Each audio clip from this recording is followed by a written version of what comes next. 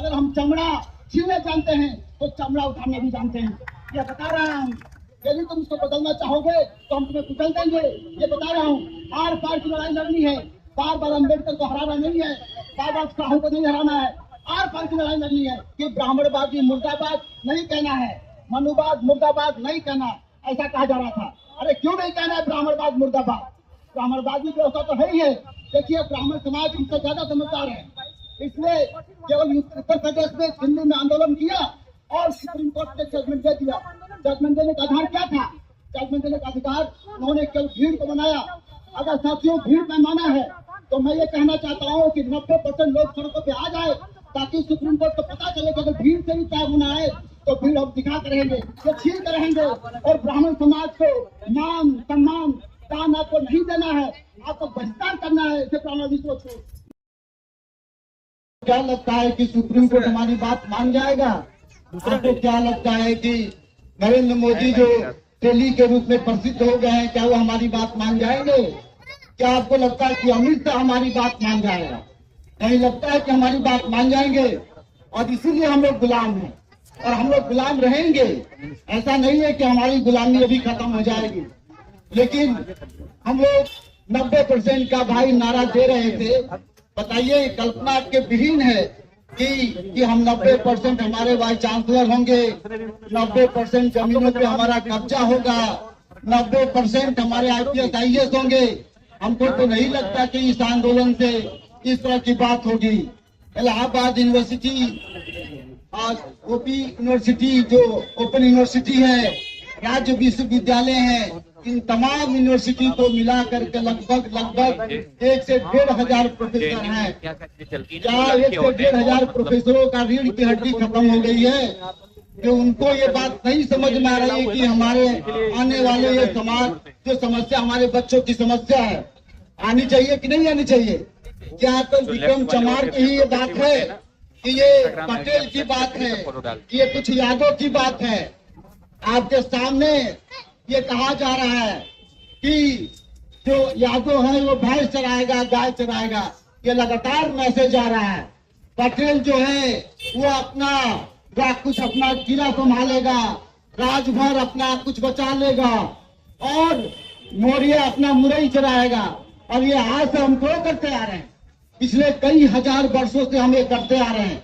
वो ये बात जानते हैं कि हम करेंगे, उनको ये पता है कि हम लोग करेंगे, क्योंकि हम लोगों का दिमाग गुलामी में है।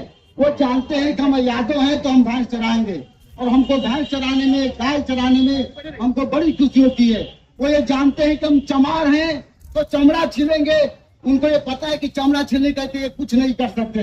उनको पता है ये पटेल, राजभर, ये मौर्य, ये तेली समाज के लोग बीजेपी में बड़े पैमाने में, हमारे गांव के लोग बीजेपी के साथ ये, और ये मोदी का इतनी बेइज्जती कभी नहीं हुई जितनी बेइज्जती अब हुई है। यह बात हम जानते हैं, लेकिन हम लोग गुलामी के अभ्यस्त हैं। हम लोग को पता है कि हमको ये गुलामी करनी है। दिशा छात्र समुदाय के लोग यहाँ पे बैठे हुए हैं। पिछले 3 दिनों से 4 दिनों से मैं देख रहा हूँ कि यही बच्चे, 4-5 बच्चे दिशा छात्र समुदाय के नजर आते हैं। क्या दिशा छात्र समुदाय के दूसरे लीडरान कहाँ चले गए? हमारे कई छात्र, कई दोस्त हमारे दिशा छात्र समुदाय में हैं, वो नजर नहीं आते। हमने परसों भी निधि को देखा, हमने कल भी निधि को देखा, हम आज भी निधि को देख रहे हैं। यही लड़की नजर आ रही है। क्या दिशा छात्र समुदाय में खत्म हो गए? आयशा देख कर हम विवेक को देख रहे हैं तो 4 और छात्रों को देख रहे हैं। क्या आयशा में कितने छात्र हैं? कम्युनिस्ट पार्टी के इतने लोग बैठे हैं, 10-12 लोग बैठे हैं। क्या कम्युनिस्ट पार्टियां नहीं है यहाँ पे? विवेक, हमारे कमल भाई कह रहे थे कि सारे लोग आएंगे, कम्युनिस्ट पार्टी के लोग आ जाएंगे। कम्युनिस्ट पार्टी के बड़ी बड़ी पार्टियां कहाँ चली गई? कांग्रेस के कुछ लोग होंगे, कांग्रेस के लोग कहाँ नजर आ रहे हैं? कभी राहुल गांधी भी अपना संविधान लेकर चला करते थे, यहाँ कांग्रेस के लोग नजर नहीं आ रहे हैं। इसी तरह से जनता दल यूनाइटेड में भाई दिसंबर पटेल हैं। जनता दल यूनाइटेड के लोग कहाँ गए जो कहते थे कि हम सामाजिक न्याय की बात करेंगे? तो आपने देख लिया, यही वाम सेट के लोग हैं। क्या वाम सेट में कुछ लोगों का ही भागीदारी हो सकती है कि वाम सेट में और भी लोग हैं? क्या सोचिए, यही चेहरा बार बार क्यों नजर आता है? क्या हमने ठेका ले रखा है? क्या डॉक्टर अम्बेडकर ने ठेका ले रखा था? यह सोचने वाली बात है, गंभीर विषय है। जो हमारी आवाज जा रही है वो समझेंगे कि मैं क्या कहना चाहता हूँ। देखिए, इसीलिए डॉक्टर B.R. अम्बेडकर अपने आंदोलन में हर बार हारे हैं। मैं पिछले कई दिनों से यह बात कहते आ रहा हूँ, यह बात लोगों को समझ में नहीं आ रहा है कि 1909 में मॉन्टेमिलो जब सम्मेलन हुआ था, तब भी डॉक्टर B.R. अम्बेडकर को SC, ST, OBC समाज के लोगों ने हरा दिया था। किसके कहने पर आया था? किसी ब्राह्मणों के कहने पर आया था। कल नारा चल रहा था कि ब्राह्मणवादी मुर्दाबाद नहीं कहना है, मनुवाद मुर्दाबाद नहीं कहना, ऐसा कहा जा रहा था। अरे क्यों नहीं कहना है ब्राह्मणवाद मुर्दाबाद? ब्राह्मणवादी व्यवस्था तो है ही है, लेकिन ब्राह्मणों को भी टारगेट करना है, क्योंकि वो ब्राह्मण समाज ने ये सब कुछ दिया है। कुछ लोग ये नारा लगाते हैं कि कुछ ब्राह्मण से बात नहीं चलेगी। मैं अपवाद लोगों की बात नहीं कर रहा हूँ। ब्राह्मण टीचर ने मुझे पढ़ाया है, लिखाया है, मैं उनकी बात नहीं कर रहा हूँ, लेकिन 99% ब्राह्मण समाज के लोगों को ये बताना पड़ेगा कि सुप्रीम कोर्ट में कौन है। ये जो मुद्दा जो विड्रॉल हुआ है, ये ब्राह्मण की वजह से हुआ है, ब्राह्मणवादी की वजह से नहीं हुआ है। ये ब्राह्मण समुदाय के लोग अपनी बात कहते हैं, जान लेते हैं। ये जानते हैं कि 3.5% है। 33 जजों में केवल 2 जज अब तक सुप्रीम कोर्ट के दलित जज हुए हैं। 2-3 केवल OBC समाज से हैं। यह बात हमारे लोगों को समझ में आती है कि नहीं आती है? और आती तो सिविल लाइन में इतना बड़ा फुंकार होता है। ये फुंकार रैली निकली थी, लेकिन सिविल लाइन में कितने लोग हैं? मोदी को तब न समझ में आता जब पूरा जनता यहाँ पे आ जाती। 90% घरों से निकल के आते, तब ये पता चलता है कि सुप्रीम कोर्ट की हमारे लोगों की क्या औकात है। लेकिन ये जानते हैं कि हम नहीं कर पाएंगे। तो बाबा साहब को ऐसे ही समुदाय के लोगों ने हराया। 1932 में जब पूना पैक्ट हुआ, तब भी बाबा साहब को इन्हीं लोगों ने हरा दिया। पूना पैक्ट में ये कहा गया कि सेपरेट इलेक्टोरेट की बात होगी, जो सेपरेट इलेक्टोरेट की बात नहीं थी। ये कहा गया कि सारे डिप्रेस क्लास को हम रिजर्वेशन देंगे, सेपरेट इलेक्टोरेट की बात देंगे। लेकिन इसी डिप्रेस क्लास के लोगों ने, जिसमें OBC समाज जो शूद्र समाज कहलाता है, उन लोगों ने साथ नहीं लिया। किसी ने, इन्होंने क्या कहा कि अम्बेडकर में चमार बना रहा है, तुम रिजर्वेशन लोगे तो अम्बेडकर में चमार बना देगा। यादव के पास गए तो यादव ने कहा कि कृष्ण तो हमारे वंशज हैं, कृष्ण तो हमारे भगवान हैं, और यादव लोग खुश हो गए कि कृष्ण तो हमारे भगवान हैं। आज भी यादव लोग बहुत खुश हैं कि कृष्ण तो हमारे वंशज हैं, और हम मथुरा का मंदिर बना रहे हैं, हम काशी बना रहे हैं, तुम लोग रहो। यादव समाज के लोग बहुत खुश हैं, पटेल समाज के लोग बहुत खुश हैं। अरे हमसे तो यादव से टकराया है। हम पटेल समाज के लोग, अमिया पटेल के पिताजी को इसी के लिए हॉस्पिटल में मार दिया गया, इतना डंडा से मारा गया, जिनके पिताजी की मौत हो गई। लेकिन पटेलों को यह बात समझ में नहीं आई। इसी रीवा में पटेल समाज की लड़की को ये कहा गया कि तुमको कथावाचक बनने नहीं देंगे, तुम कथावाचक तब बनोगी जब तुम ब्राह्मण से शादी करोगे। ये सर्टिफिकेट दिया गया है कि हम जब ब्राह्मण से शादी करेंगे तब जाकर के हमारा लाभ होगा। यही हमारे दिमाग में डाला गया। किसी यादव समाज इटावा में यादव के ऊपर पेशाब से छिड़का गया। क्या यादव समाज को दिखाई नहीं पड़ रहा? अखिलेश यादव को दिखाई नहीं पड़ रहा किस तरह से हो रहा? क्या बहन मायावती को दिखाई नहीं पड़ रहा कि हम ब्राह्मण के नाम पे आप बार बार ट्वीट करती हैं कि ये सब घटनाएं घट रही है? क्या बहन जी को दिखाई नहीं पड़ रहा? क्या अखिलेश यादव को दिखाई नहीं पड़ रहा? क्या शरद यादव को दिखाई नहीं पड़ रहा? ये नीतीश कुमार को दिखाई नहीं पड़ा? तमाम हमारे लोगों को दिखाई पड़ा। हम आंख में पट्टी बांध के घूम रहे हैं, क्योंकि हम लोग चाहते हैं कि 3.5% ब्राह्मणों का आशीर्वाद हमको प्राप्त हो। और आशीर्वाद जब देते हैं, ऐसा लगता है ब्राह्मण को मिल नहीं सकता है। हर चीज पे हम ब्राह्मण दोनों लोग बुलाते हैं। 1932 में हम हार गए इसी वजह से। 1947 में जब बाबा साहब कॉन्स्टिट्यूशन असेंबली में जाना चाहते थे, उस वक्त बाबा साहब को हमारे लोगों ने हराया। मोदी की करिश्मा कुछ नहीं है, मैं बता रहा हूँ। मोदी के पास कोई करिश्मा नहीं है। हम लोग अलग हैं, हम लोग डिवाइडेड हैं, इसलिए वो जीतता आया, हमेशा जीतता आया है। क्यों इसलिए जीत रहा है? क्योंकि हम लोग डिवाइडेड है। 90% एक नहीं हो पाए। 1947 में डॉक्टर B.R. अम्बेडकर को हराने के लिए जब रिजर्वेशन की बात आई तो ये कहा गया कि सरदार पटेल तुम जाओ। कांग्रेस के लोगों ने सरदार पटेल को आगे बढ़ाया और सरदार पटेल ने डॉक्टर अम्बेडकर से कहा कि रिजर्वेशन की बात ठीक नहीं है। आप लोग टीवी देखिए, उसमें जब्बार पटेल ने जो फिल्म बनाई उसमें देखिए कि कैसे बताया गया है। उसके बाद कांग्रेस के लोगों ने ये कहा कि जगजीवन राम तुम आगे बढ़ो।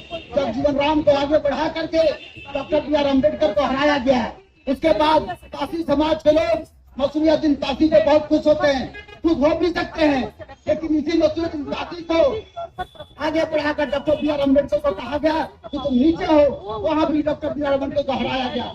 मैं ये जानना चाहता हूँ कि अपने इतिहास में डॉक्टर अम्बेडकर हमेशा हरा गया। जब हिंदू कोड बिल की बात आई तो महिलाओं के बारे में ये कहा गया कि महिलाओं को वेस्टर्न कंट्री के लोग बता रहे हैं, डॉक्टर अम्बेडकर तुम्हें गुलाम बनाएगा, महिलाओं को कहा गया। बताइए हिंदू कोड बिल से किसको लाभ हुआ? हमारी महिला सती प्रथा की शिकार थी, ये अपर कास्ट की महिला सती प्रथा का शिकार थी। किस जाति की महिला सती प्रथा की शिकार थी? अपर कास्ट की महिला शिकार थी। बाल विवाह किसका होता था? दलित महिलाओं का होता था, ट्राइबल महिलाओं का होता था, उनके महिलाओं का होता था। प्रॉपर्टी में किसको अधिकार नहीं मिलता था? इसी अपर कास्ट की महिलाओं को अधिकार नहीं मिलता था। डॉक्टर बी आर अम्बेडकर की वजह से इनको अधिकार मिला, लेकिन हमारे डॉक्टर बी आर अम्बेडकर को नहीं समझ पाए। जब मंडल कमीशन की बात आई तो इन्होंने कहा मंडल कमीशन के समय, ये कहा मंडल कमीशन के समय कि देखो वीपी सिंह मंडल कमीशन लेकर आए हैं, मंडल कमीशन में इसी ओबीसी को अधिकार मिलेगा। तो इसी ओबीसी के लोगों को, गोस्वामी को, SC/ST को लोगों को चलाकर मार डालते थे इसी लोगों ने, और ये कहा कि तुम्हें नहीं मिलेगा। इसी सुप्रीम कोर्ट ने 2.5 वर्ष तक, एक दिन नहीं 2.5 वर्ष तक आपके डिसीजन को विड्रॉल किया था इसी सुप्रीम कोर्ट ने, जो आज दिखाई पड़ता है। मंडल कमीशन लागू हुआ, लोग मरे। उसके बाद दूसरा मंडल कमीशन जब लागू हुआ यहाँ पे भारत में, उस वक्त में छात्र था और JNU का छात्र था। साथियों तब ये कहा गया कि गली के कुत्ते कैसे हो, कैसे जैसे हो, ये बात लगाई गई। हमारे लोगों के धोखेबाजी की वजह से वो केस को भी हमने थोड़ा बहुत जीता, लेकिन आज भी हम जीत नहीं पा रहे हैं। मंडल कमीशन जाति जनगणना की बात हो रही है, ये फॉल्स है। जाति जनगणना की बात होनी नहीं चाहिए। आपके पास जब मंडल कमीशन ने ये कह दिया कि ओबीसी की संख्या 52% है, तो तुम 52% लागू करो, तुम जाति जनगणना की बात नहीं है। और मैं एक बात कहना चाहता हूँ, कमल भाई को बहुत जल्दी है, मैं ज्यादा कुछ बोल रहा हूँ। मैं ये कहना चाहता हूँ कि 2021 का रेगुलेशन और 2022 का रेगुलेशन 26 का, 2012 का रेगुलेशन और 2026 का रेगुलेशन में क्या अंतर है?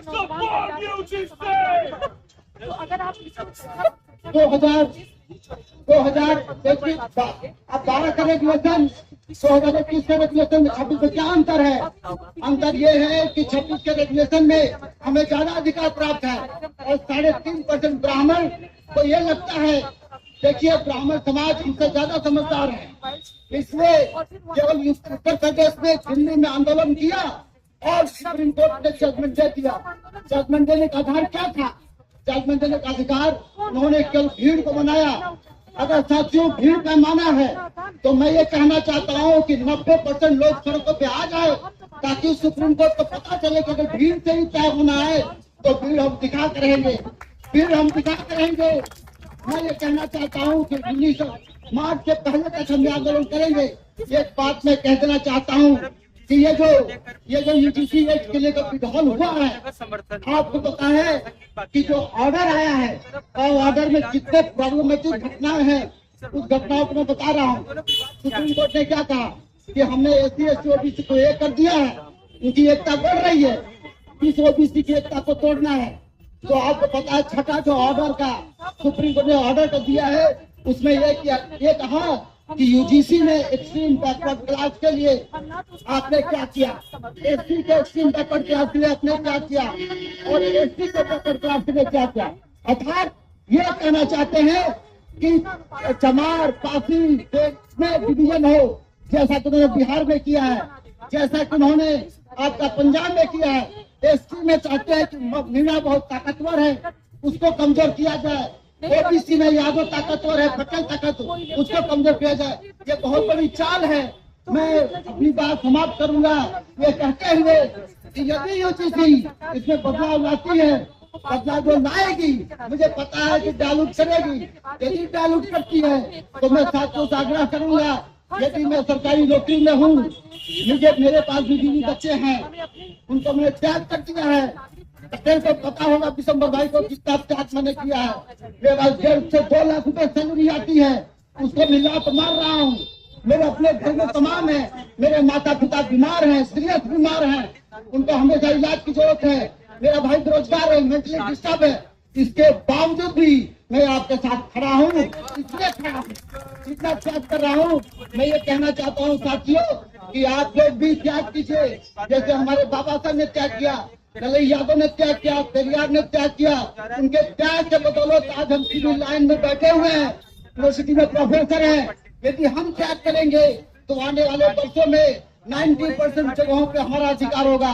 हमारे बच्चों को आत्महत्या नहीं करना पड़ेगा, रोहित वेमुला को और हमारे साल तलवी जैसे होनहार बच्चों को त्याग नहीं करना पड़ेगा। ये हो सकता है कि आपके समाज में यहीं पे आपका बच्चा सुसाइड कर ले। यहाँ पे इतने बच्चे हैं सुसाइड कर ले।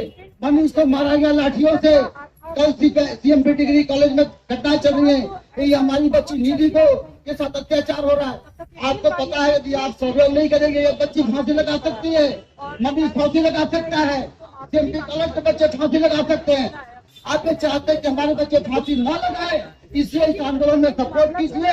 और नेक्स्ट टाइम जब मैं कॉल दूंगा या हमारे साथी कम्युनिटी के साथ बैठ कर चर्चा की है कि इसी पटेल संस्थान में हम लोग बड़े कन्वेंशन करेंगे, जिसमें प्रियंका भारती को, कंचन यादव को, लक्ष्मण यादव को, तमाम लोगों को बुलाएंगे।